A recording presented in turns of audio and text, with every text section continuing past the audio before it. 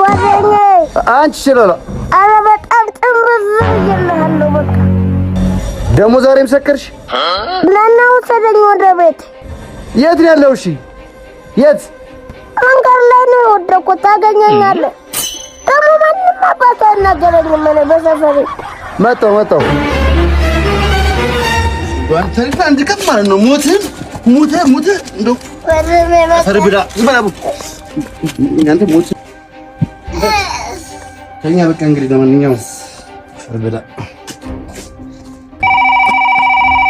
እንደውነት መከረኛ ሰይ አላላ ደሞ ምን ፈለግ አትምጣ በቃ ቤት ገብቻለሁ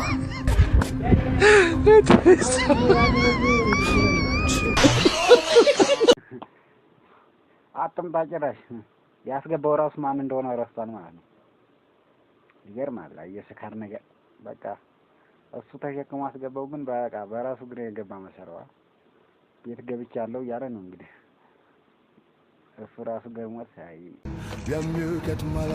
ብሮዬ ጸዴ ፎቶ ነው ያነሳሁሽ። አሪፍ ሆነ። ነይ ሹፊው። አረ በስመ አብ ውሾቹ ኧረ አይመጡም። አረ ብራዘር አንድ ደቂቃ ስጠኝ። ሄይ ጎግል ውሾችን አስወጭልኝ።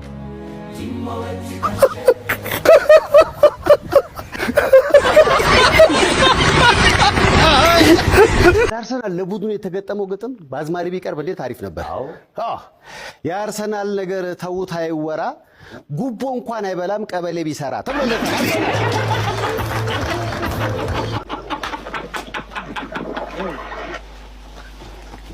በዛ አጋጣሚ ማለት ነው የአርሰናል ደጋፊዎች ካላችሁ ያው ማለት ኳስ የምትወዱና የምታፈቅሩ ካላችሁ እንግዲህ የአርሰናል ደጋፊዎች በተለይ እንግዲህ ዋንጫ ተበሉም እየተባላችሁ ነው።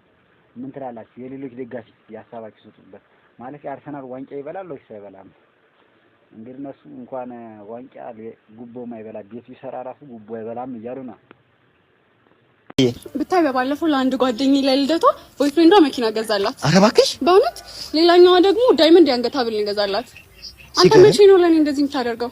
ይገርምሻል፣ አንድ ጓደኛዬ ሚስቱ እንደዚህ ጭቅጭቅ ስታደርገው ሌላ ሚስት አገባ። ልዩ ያላት ትክክል ነው።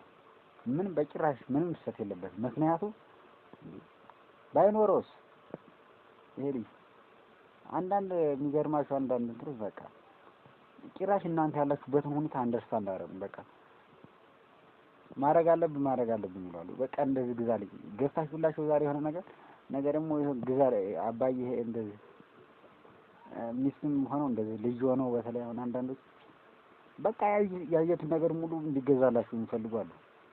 ስለዚህ ያው ወጪ ነው አያግባ ወጪ ነው። በቃ አግብቷትም ስለማጠቅመው አጠቅመውም አግብቷት ራሱ ምንም በቃ ወጪ ነው የምትለው እንጂ የሆነ በቃ ነገ ትዳሯን እንትን ለማሰማት በቃ ማቋረጥ ነው አማራጭ። ይመችህ።